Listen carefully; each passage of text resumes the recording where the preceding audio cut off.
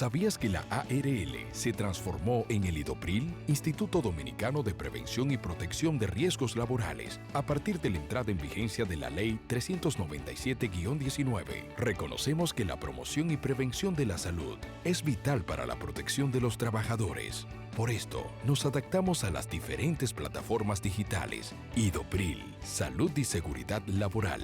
Responsabilidad de todos. Accede a nuestro portal web www.idopril.gov.do.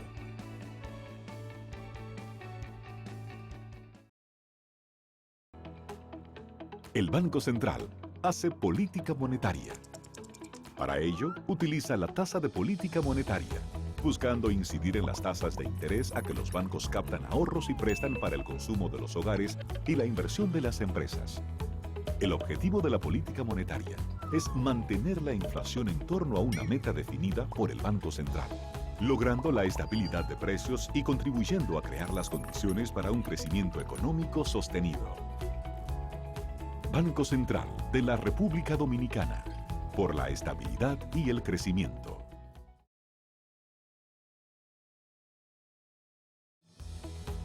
El Banco Central regula el sistema financiero, diseña y propone a la Junta Monetaria las normativas necesarias para el funcionamiento eficiente del sistema financiero, contribuyendo con la estabilidad y el crecimiento de la economía.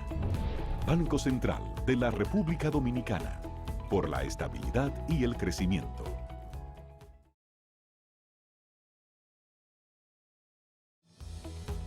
El Banco Central es responsable del buen funcionamiento del sistema de pagos. Vigila a las entidades emisoras de instrumentos de pago para que las personas y empresas puedan realizar sus transacciones con cheques y transferencias de fondos con rapidez y seguridad. Banco Central de la República Dominicana, por la estabilidad y el crecimiento.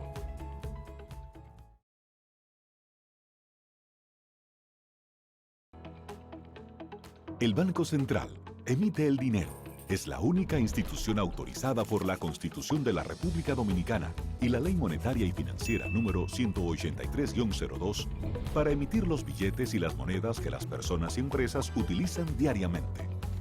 Diseña los billetes y las monedas, contrata su fabricación mediante licitación pública internacional y los pone en circulación, cuidando que la cantidad existente en la economía se corresponda con la demanda real de estos medios de pago. Banco Central de la República Dominicana, por la estabilidad y el crecimiento.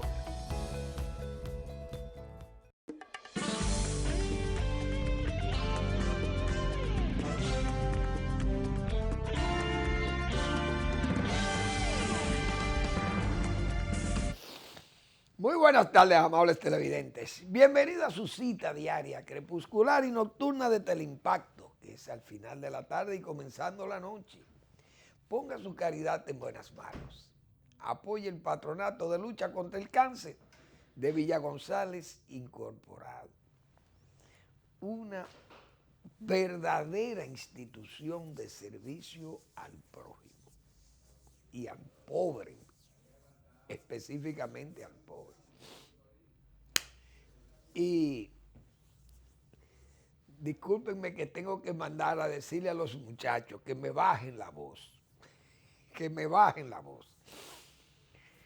Bien, ponga su caridad en las manos no pecaminosas del Patronato de Lucha contra el Cáncer de Villa González Incorporado, una institución para los pobres de Villa González y los ricos de Villa González, porque si usted no tiene un medicamento, que aunque tenga el dinero, usted no lo tiene a su alcance, ese patronato le sirve también, porque no es un asunto de pobre, es un asunto de prójimo, que hay que hacer esa aclaración. Ponga su caridad en esas manos. 809-443-8010. Bien, hay que dar inicio. Hay varios temas con los que podemos iniciar el programa, sin duda. Pero quiero referirme a la Junta Central Electoral. La Junta Central Electoral, señores, después de tantos bandazos que se han dado ahí, un órgano, realmente uno de los órganos básicos de la democracia. Imagínense ustedes, la democracia descansa en uno de esas columnas básicas, funcionales, fundamentales, es la Junta Central Electoral, porque es el órgano que administra el proceso más democrático o el proceso más importante de la democracia, que es el voto de los ciudadanos. Ciudadanos adultos, conscientes. Entonces, ese órgano que llegó a tener muchísima credibilidad en el país, porque fue derrotando toda esa idea estereotipada, he dicho yo otras veces aquí, de que todo daba fraude allí. Entonces, bueno, se fue creando un ambiente de que no había. Fíjense lo que yo decía ayer. Miren cómo es que los historiadores contemporáneos observan la historia reciente electoral. Es decir, Balaguer daba fraude por todos los lados, hasta que ganó desde la oposición. Bueno, que tiene todos los recursos del poder para ganar las elecciones. En el 86, Balaguer tenía todos los recursos del poder liquidados para él y favorecían al PRD, que era quien gobernaba. Balaguer no tenía Senado, no tenía Cámara, no tenía los poderes, incluso sus Fuerzas Armadas, si cabe, fueron descabezadas. Todo fueron desbalaguerizadas, vamos a llamarle así, ya en tiempo de Salvador, en los 8 años del PRD, desbalaguerizaron las Fuerzas Armadas. Entonces, Joaquín Balaguer ganó desde la oposición, pero los historiadores, ¿qué dicen? Que todo daba fraude, que incluso en el 94, en el 90, bueno, que le ganó por un fraude al PLD, pero el PLD dio pruebas de que no quería ganarle a Balaguer. ¿Por qué? Porque el PRD ofreció su voto y el propio don Juan Bosch dijo que no lo necesitaba, esos votos del PRD, ni a Peña Gómez. Y luego el centro de cómputo del mismo PLD admitió que Balaguer ganó por 25,000 votos. Entonces, viene el 94. Galo empata a Balaguer, lo da una ventaja de 1 punto, porque como quiera es una ventaja, 1 punto sobre Peña Gómez. Galo, la más creíble de todas esas encuestadoras en esa época, o de las encuestas. Rumbo era la revista que no era nada favorable ni propicia a Balaguer, el director de esa revista. Y Balaguer ganó las elecciones. O sea, no era la Junta la nombró el gobierno del doctor Salvador López Blanco. Esa Junta la nombró Salvador, pero no el Congreso de Salvador, no, el Salvador, el presidente. Estos son los que yo quiero que vayan. Y con eso fue que se fue a esa elección. Miren cuál era el nivel que había en este país. Bueno, entonces todo daba fraude. Ese historiador que yo decía ayer señaló que Balaguer tenía ese fraude, siendo Balaguer puntero, y al mismo tiempo el doctor José Francisco Peña Gómez había dicho días previo a las elecciones, como de hecho obviamente, que él tenía un colchón de 300,000 votos. ¿De dónde era el colchón? Decíamos nosotros. No pueden ser suizos ni alemanes, haitianos, de los cinturones, o un fraude montado, que yo no lo sé. El asunto es que esa Junta Central Electoral, que fue borrando todas esas, diríamos, esa sombra que siempre dejaban dudas en los procesos, eso se fue borrando. Y en el 2000, bueno, todo el mundo vio los números del PRD desde la oposición le ganó, derrotó ampliamente a Danilo Medina y al PLD. Y a Balaguer, bueno, que tenía la mitad. El PRD ganó las elecciones.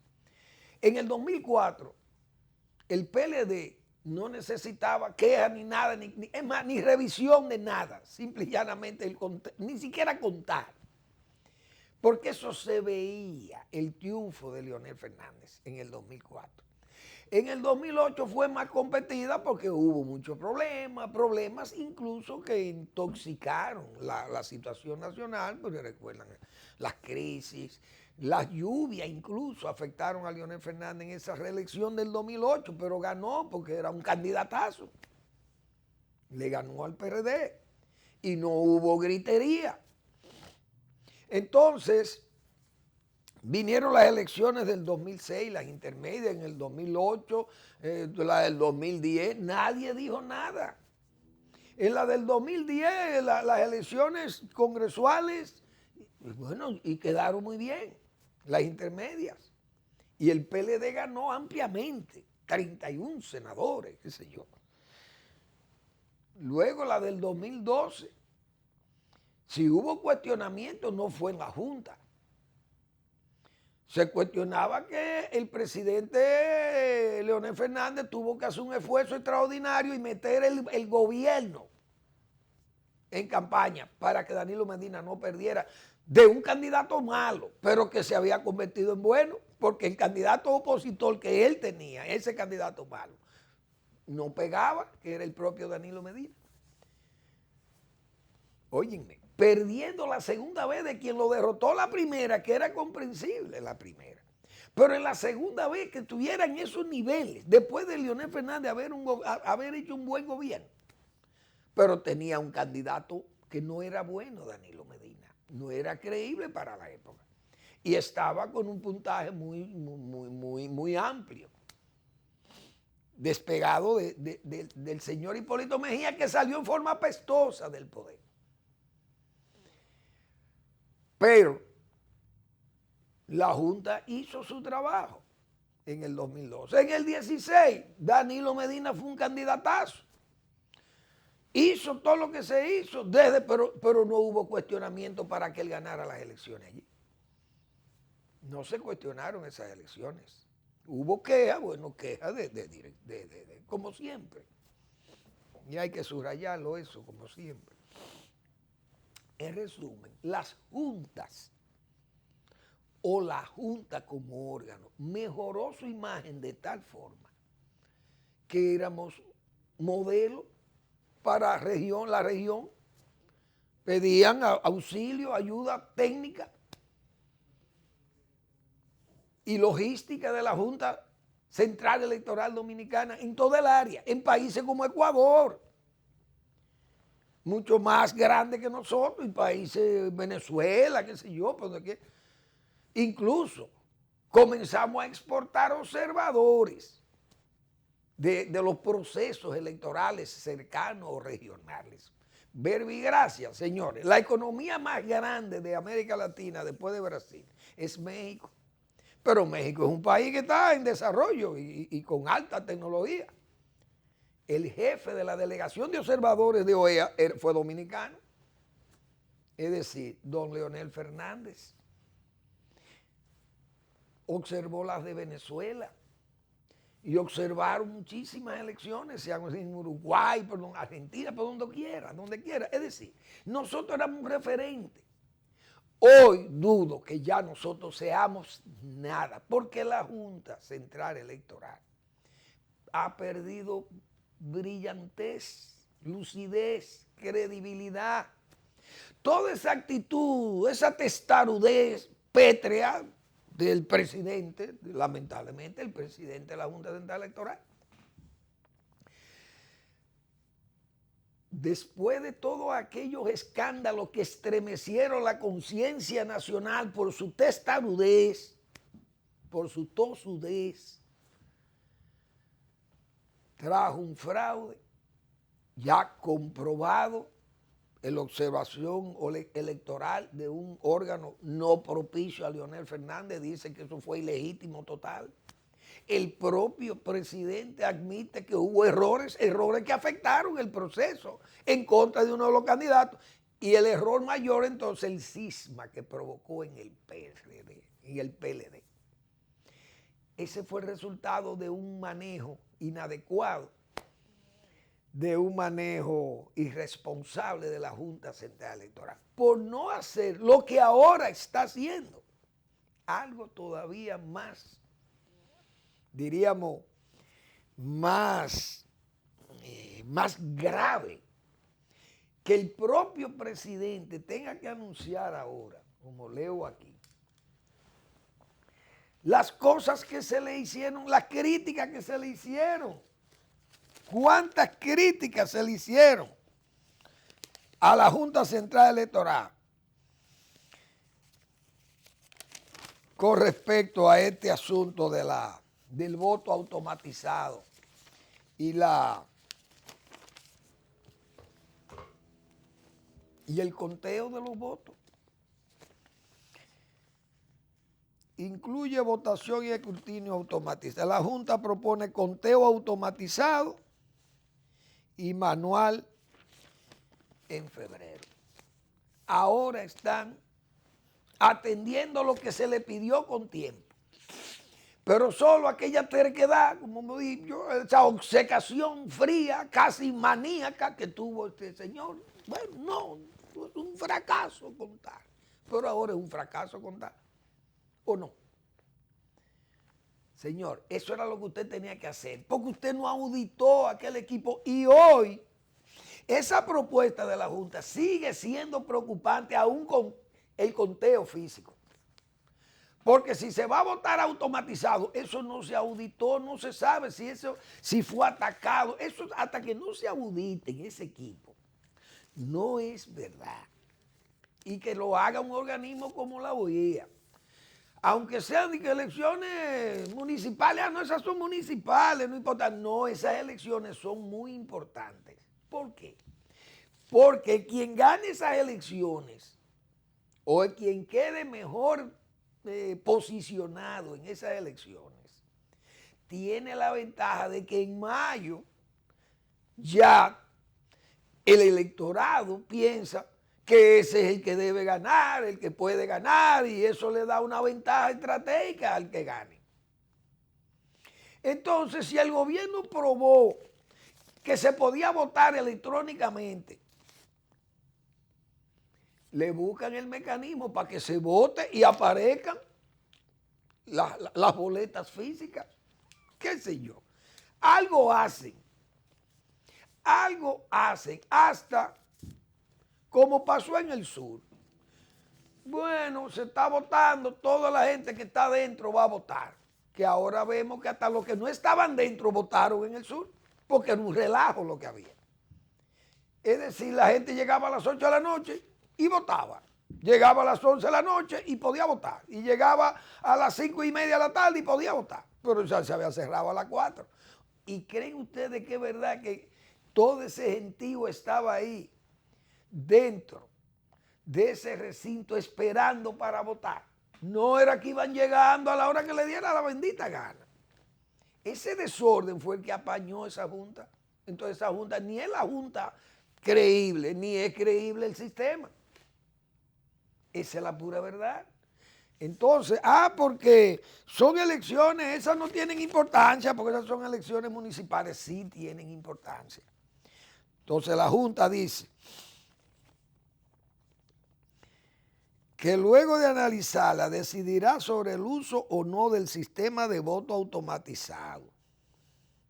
Eso es que las consideraciones que deben depositar los partidos del sistema de voto en el referido proceso electoral, aplicando el procedimiento propuesto. La propuesta incluye el registro de electores mediante padrón físico, bien el padrón, y automatizado, votación automatizada, escrutinio automatizado y manual.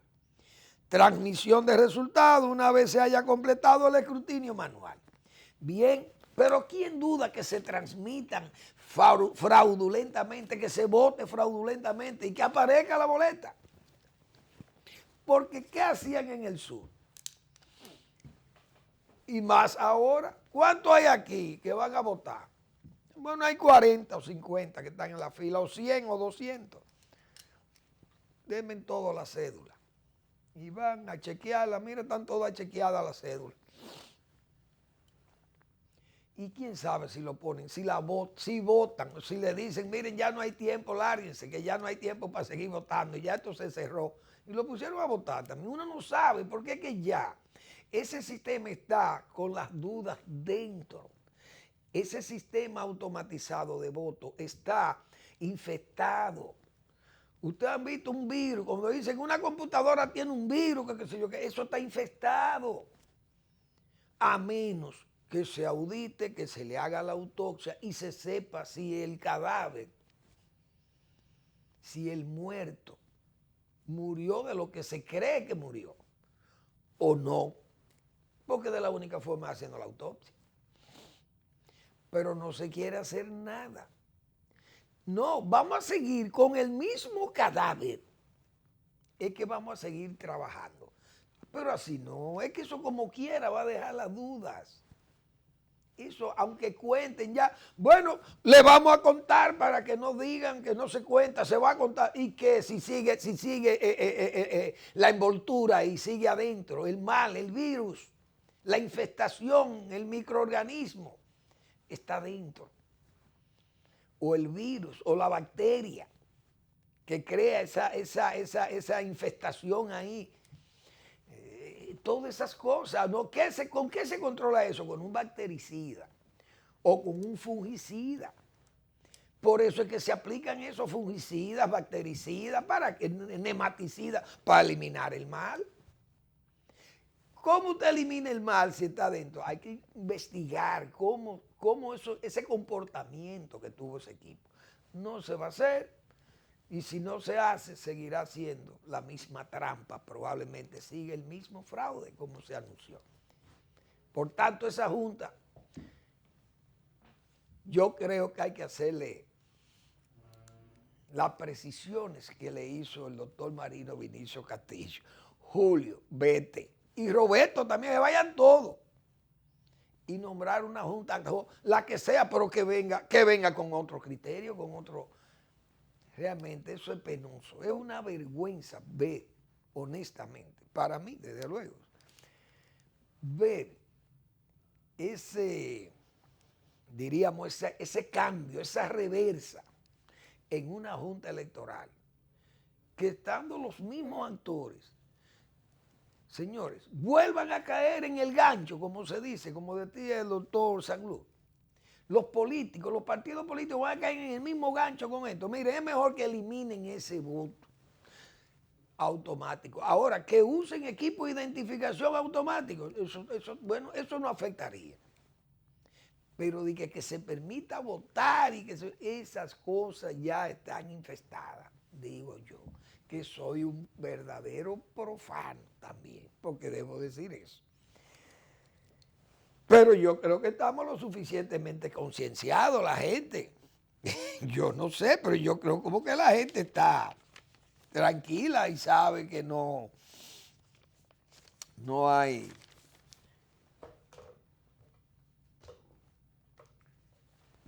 credibilidad en eso, aunque la gente no luzca alterada, o los partidos políticos. Vamos a ver cuál será la posición de ellos de todas formas. Bueno, el Tribunal Superior Electoral, dice el Nacional aquí, señores, ahí, en ese tribunal, ahí se ha peleado, como dicen. Otro recurso de inhabilitación contra Leonel Fernández. Y uno dice, señores, ¿y cuántos son? ¿Cuántos son esos casos donde han sido llevados todas esas querellas y todos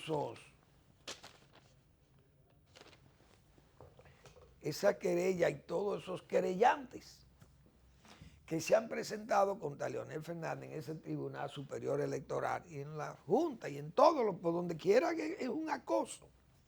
Es decir, vamos a decir, esos ramalazos que yo decía ayer, que solo Gregorio Luperón es un político dominicano que ha tomado tantas, o que sufrió tantas desafecciones propias de la ingratitud, ataques despiadados de quien eran sus amigos, a quien él formó sus lugartenientes. Y miren cómo estos lugartenientes, ayer ustedes vieron cómo decíamos nosotros, este escudero, Francisco Javier, diciéndole a Leonel Fernández, insultándole, porque eso es un insulto, demagogo, que no tiene calidad como para pedir eso, porque ¿cómo es posible que sea tan oportunista de venir ahora a pedir que sea conocido por la justicia el expediente contra el señor Gonzalo Castillo? Todos esos ramalazos, repito, lo ha tenido Leonel Fernández, pero ante todas estas querellas y querellantes de alquiler, ha salido victorioso en esas demandas en justicia, en los tribunales de alta corte, como son. Ya solo falta el Tribunal Constitucional, y no sé si habrá otro fallo aquí que queda pendiente en el Tribunal Superior Electoral. Pero todo lo ha soportado con un estoicismo de cristiano. Ha tenido que pasar Leonel Fernández todas estas no son humillaciones, son humillaciones para los otros. Es decir, esas derrotas significan una suerte de horcas caudinas para sus adversarios que se han cebado con Leonel Fernández. Esa es la verdad. Entonces, fíjense, ahí hubo uno de esos abogados que se dio el lujo de exponer su tesis en 2 páginas, señores, 2 páginas de periódico completa. Eso vale un dineral. Uno sabe que ese abogado no pagó eso. Uno sabe que esas cosas se pagan y que buscan a gente que los que están interesados en esos palos en las ruedas. Esa es la pura verdad. Pero Leonel Fernández ha salido triunfante de esos juicios que casi son canallescos, hay que decirle así, porque es gente con baja representatividad política y social la que ha ido ahí a querellarse. Porque le faltan calidades, porque han perdido su moral política, su ética la han perdido ahí. Entonces, fíjense cómo se le critica a Leonel Fernández, que él es el malo.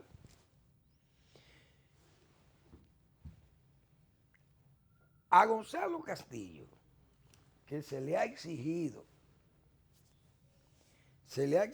que dé una explicación de lo que se le ha acusado en forma alegre y muy autoritaria, porque solamente lo podía hacer él, imbuido de esa fuerza del poder, otorgar 11.500 millones de pesos, según dijo la periodista Alicia Ortega, y que él no lo negó, porque esa es la otra. O sea, el propio Gonzalo Castillo no negó eso.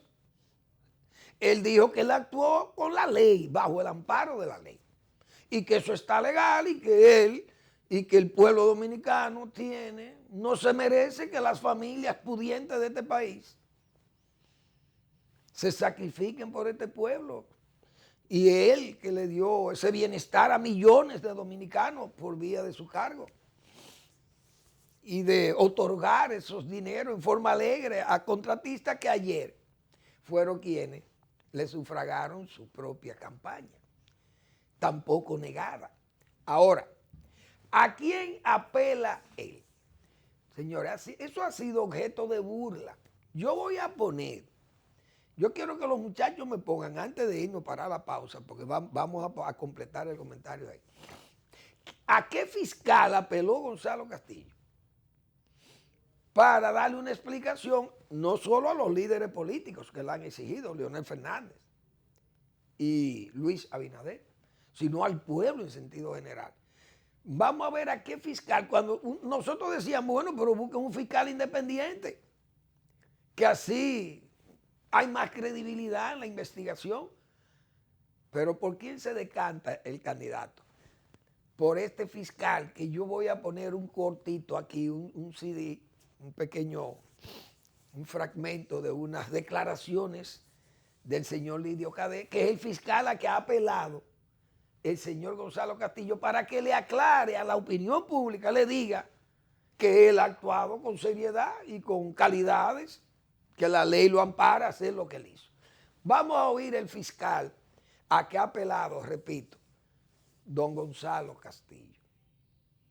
Lo que me importa sobre todo es lo que él ha hecho, su capacidad gerencial. Cuando uno tiene la capacidad gerencial que él tiene, exitoso en la empresa privada y exitoso en el Ministerio de Obra Pública, es capaz de hacer todo lo que sea necesario para ser eficiente y eficaz en las áreas que el Estado, que constituyen el Estado, el gobierno central. De manera que no me cabe la menor duda de que aquí lo que valen son los hechos. Y los hechos son testarudos y los hechos hablan a favor de él. De manera que él va a ganar porque la gente quiere que continúe este proceso de desarrollo. Nadie va a inventar. Bueno, ahí se pudo apreciar lo que dice. Vamos. La capacidad gerencial que él tiene, esa capacidad exitoso en la empresa privada y exitoso en el Ministerio de Obra Pública, es capaz de hacer todo lo que sea necesario para ser eficiente. Díganme ustedes, señores, fíjense la calidad democrática, la transparencia, el nivel de transparencia y el nivel de calidad democrática en el que nos estamos desenvolviendo. Ese es el fiscal a que aspira don Gonzalo Castillo, que investigue esa acusación gravísima, donde el propio Leonel Fernández ha dicho, señores, ese caballero era un fantasma. Nadie conocía ese fantasma prácticamente como líder político. A los líderes políticos de verdad, como dice Leonel Fernández, borrado por el efecto de ese fantasma, buscando ese dinero. Y así dice el otro, el lugarteniente, o ese escudero que es Francisco Javier. Eso es oportunismo de Leonel Fernández. Como también yo recuerdo era oportunismo cuando en Baninte fueron con sacos a sacar dinero de Baninte para pasar la reforma del 2002. O la gente no se acuerda de eso. Por eso es que ese dinero sacado así y llevado y manejado así son dineros que vienen ya con un efecto dañino. ¿Por qué? Porque el origen de ese dinero es un origen ilegal, ilícito. Y por eso es que hay que estar siempre vigilante. Siempre hay que estar como guardianes, porque si no, esta democracia y esa Junta Central Electoral han ido degradándose. Y si se degrada el órgano básico, más importante, para ejercer uno de los, diríamos, la actividad básica de la democracia, como es el voto de la ciudadanía, imagínense ustedes a dónde que vamos a terminar. Penosamente vamos a terminar en el hondón. Vámonos a la pausa y regresamos.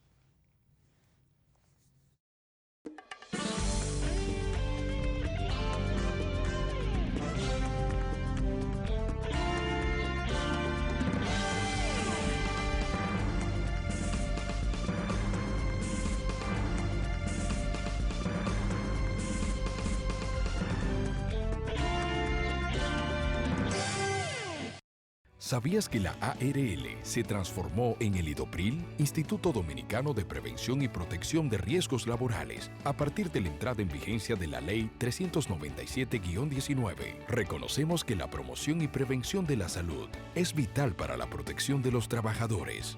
Por esto, nos adaptamos a las diferentes plataformas digitales. IDOPRIL, Salud y Seguridad Laboral, responsabilidad de todos. Accede a nuestro portal web www.idopril.gov.do.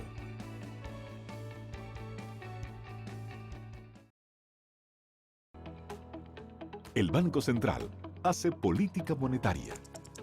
Para ello, utiliza la tasa de política monetaria, buscando incidir en las tasas de interés a que los bancos captan ahorros y prestan para el consumo de los hogares y la inversión de las empresas.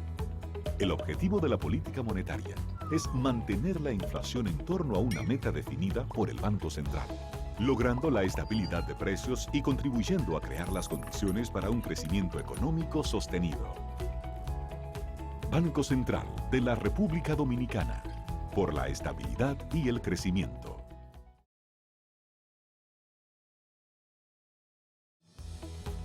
El Banco Central regula el sistema financiero, diseña y propone a la Junta Monetaria las normativas necesarias para el funcionamiento eficiente del sistema financiero, contribuyendo con la estabilidad y el crecimiento de la economía. Banco Central de la República Dominicana, por la estabilidad y el crecimiento.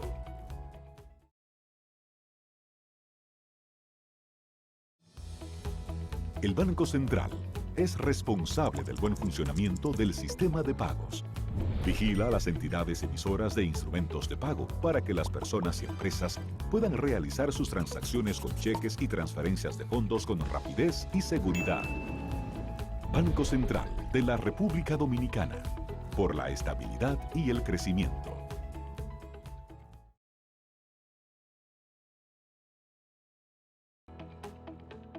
El Banco Central emite el dinero. Es la única institución autorizada por la Constitución de la República Dominicana y la Ley Monetaria y Financiera número 183-02 para emitir los billetes y las monedas que las personas y empresas utilizan diariamente. Diseña los billetes y las monedas, contrata su fabricación mediante licitación pública internacional y los pone en circulación, cuidando que la cantidad existente en la economía se corresponda con la demanda real de estos medios de pago.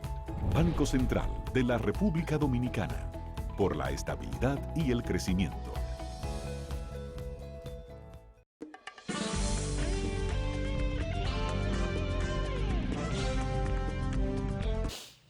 Bueno, parece que las democracias de América Latina y el Caribe, de nuestra región, parece que vamos a tener que buscarle mecanismos que puedan cuestionar, revisar estos procesos, estos gobiernos, estas gobernanzas. Porque no todos los casos de la violencia que estamos viendo en América Latina tienen la misma causa de falta de democracia o de desbalances sociales o de desigualdad, porque hay muchas cosas que yo creo que tendrán que aclararse, porque cada país como que tiene una condición especial. El secretario general de los creo que se llama Organización de Estados Iberoamericanos, un señor Mariano Jabonero, un portugués, qué sé yo. Él ha dicho que se necesita más democracia, más diálogo. Eso es verdad, porque en América Latina hay que dialogar. Pero yo creo que en los últimos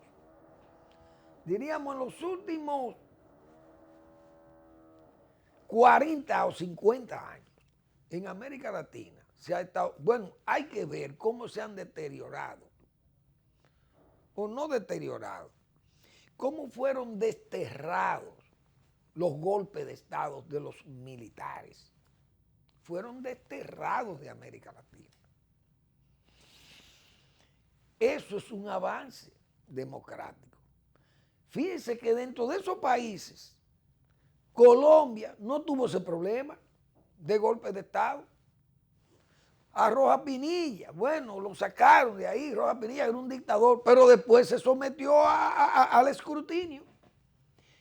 Y hubo unas elecciones tan discutidas que prácticamente se dijo que él la ganó. A Misael Pastrana Borrero, me acuerdo yo que fue con ese que compitió Rojas Pinilla. Después su hija incluso fue senadora, hija de ese dictador, senadora en Colombia. Pero Colombia tiene una democracia que ha trabajado con muchísimos problemas, porque ¿quién desconoce todos esos problemas gravísimos que pasó Colombia y aún así mantuvo su democracia? Con una guerrilla, narcoguerrilla, el narcotráfico, bandas de sicarios, bandas de terroristas y unas FARC envalentonadas con muchísimo dinero administrando todas las zonas del narco. Imagínense ustedes, en ese ambiente Colombia siguió siendo productiva y siguió siendo democrática, esa Colombia. Pero hoy no todas las protestas de las calles o no toda la protesta de la calle en América Latina tiene la misma justificación. La desigualdad no es verdad. En América Latina, si hay un país que, por ejemplo, avanzó socialmente, Chile ha avanzado muchísimo. Se le llamó el jaguar de América. Y Colombia, repito, no es el más malo de las democracias de América Latina, no es verdad. Entonces, ¿qué ha pasado?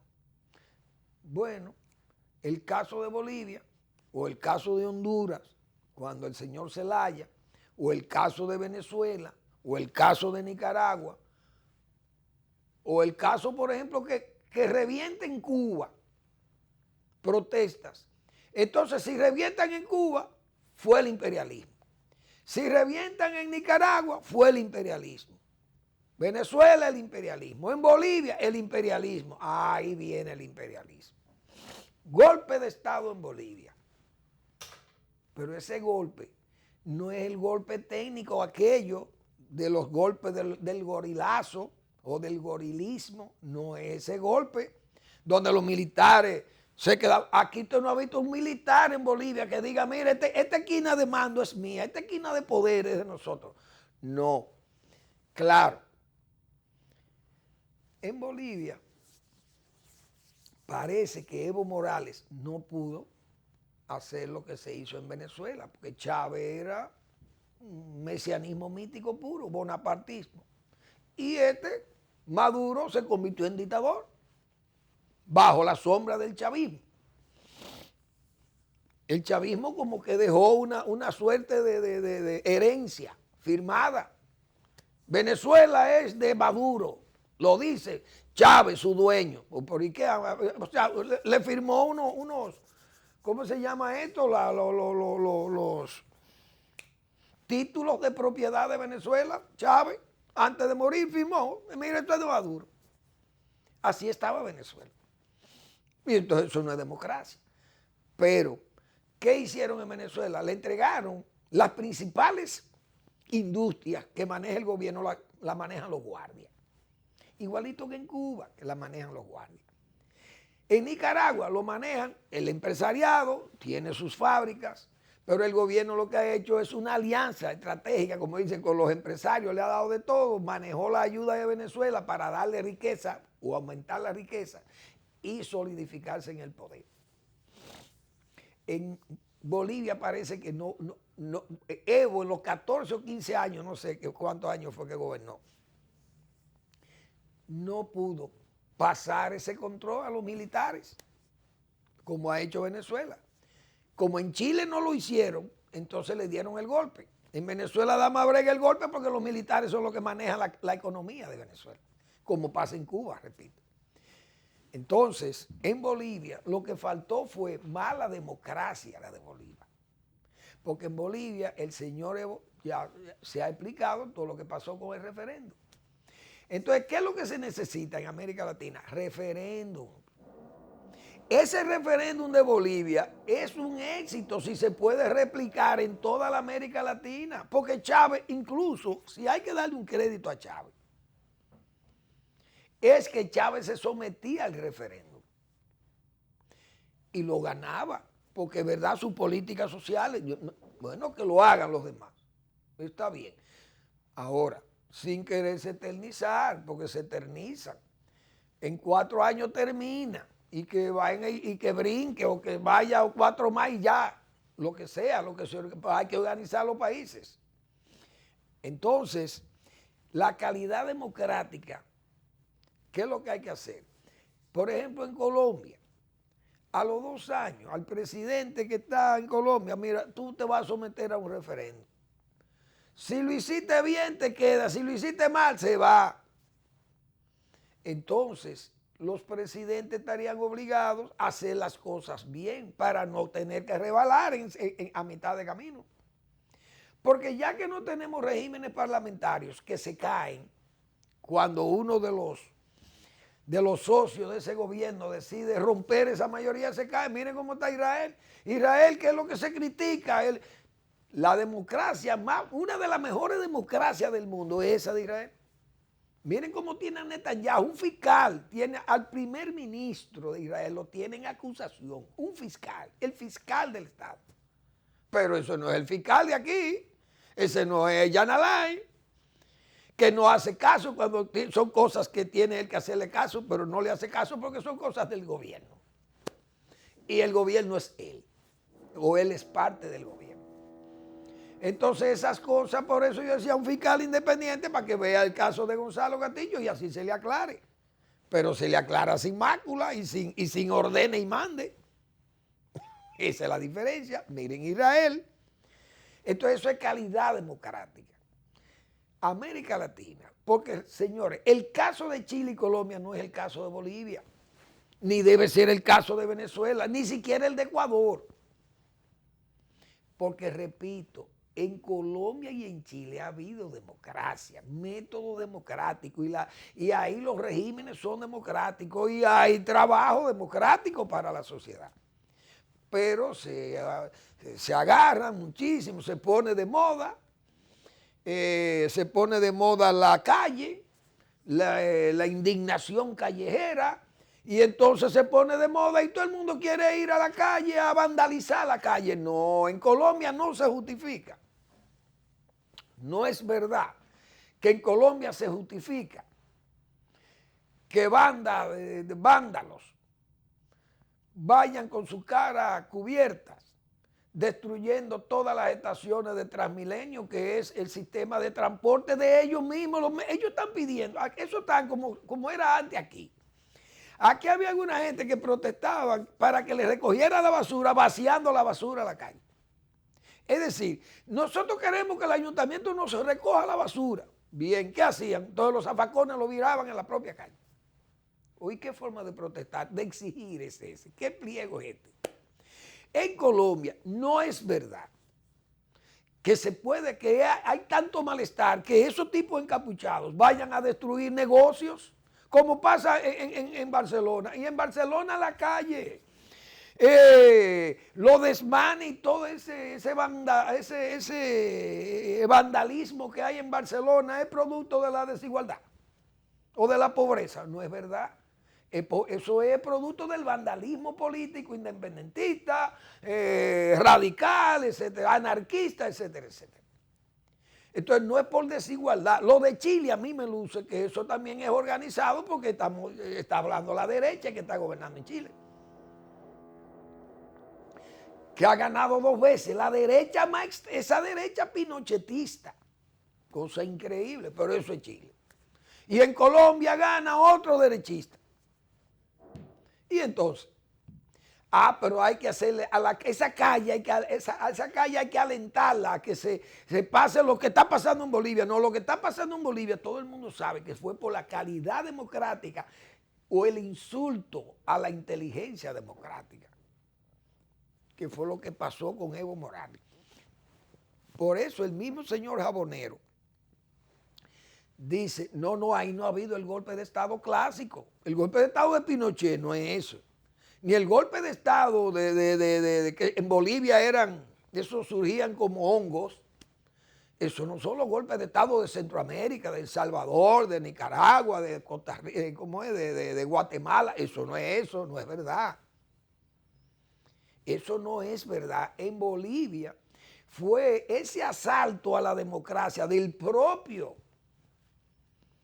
guardián de la democracia, es lo que obligó a esa salida de Evo Morales. Ahora está alentando a su gente a que bloqueen calles, que bloqueen carreteras, que la resistencia pacífica y la resistencia armada. No, eso no para Colombia. En Colombia ni en Chile se merecen eso. Eso no es verdad. Ahora lo que puede haber, sí, repito, mejorar las cosas.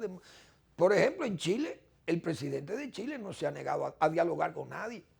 Incluso echó para atrás las medidas y la protesta sigue. No, algo anda mal. Algo anda muy mal ahí. ¿Quién es que está alentando aquello? Ya van porque la Constitución es pinochetista. Pero señores, Pinochet hace 30 años que cayó. 30 años. En el 89. Y estamos en el 2019. 30 años hace que pasó Pinochet con esa misma Constitución y con ese que Chile ha avanzado. Con la misma Constitución, con esa que Chile ha avanzado a donde está socialmente y económicamente, un país con uno de los países con más desarrollo en América Latina. Colombia tiene sus desbalances, ¿verdad? Pero Colombia, ustedes saben la gente que ha salido de la pobreza extrema. No es verdad que en América Latina no ha habido política. En Perú ha dado ejemplos democráticos. Mire, un presidente, usted le negó a este país que usted hizo negocio con Odebrecht, se tiene que ir, se fue. El otro preso también huyendo, otro se suicidó. Eso es Perú. Entonces Perú no se merece que la calle vaya a incendiarse porque no hay calidad democrática, por la desigualdad. Porque desigualdades tenemos todos. Hasta en Estados Unidos hay desigualdad, muchísimo. No es verdad que en América Latina la calle tiene que resolver todo. No es verdad. No es verdad. Aquí solamente se puede alterar la calle si los gobernantes tratan de hacer las cosas en forma supremacista, medalaganaria o fraudulenta, que quieran imponerse sobre la base del dinero. Si el gobierno insiste en querer ganar unas elecciones sin posibilidades, diríamos, propias de un liderazgo, de que el trabajo tan ejemplar que se ha hecho, el pueblo lo va a considerar y no importa que pongan ahí a un perrito morado, la gente va a votar por ese perrito. No es así. El candidato que tienen, fíjense que nosotros decíamos aquí, solamente por fraude podía ganar. Y aquí no hubo un desorden, porque repito, Leonel Fernández, primero eran unas primarias, no eran unas... Si eso hubiera pasado en el PRD, una primaria en el PRD, eso se arma, queman la Junta. Queman la Junta Central Electoral. Porque una vez cuando Salvador de Blanco, ahí hubo tiroteo, ahí hubo una granada y Kika. ¿Quién mató a Kika? Granada incluida, tiroteo, eso era la Junta Central Electoral en tiempo del PRD. Y el Senado con 2 bicéfalos, con 2 cabezas.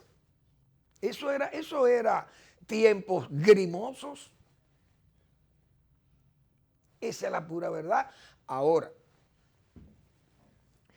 si el gobierno, por ejemplo, insiste en querer pasar fraudulentamente, que gane su penco, su candidato, como han dicho los propios compañeros del partido, son los que lo han señalado así. Si quieren que gane bajo la fuerza del Estado, el Leviatán, echado, diríamos, con todos sus poderes, lo queremos, el poder, queremos mantenernos y tenemos un candidato que aunque malo, nosotros lo vamos a imponer. Eso puede entonces traer que la calle hable. Pero nadie quiere eso.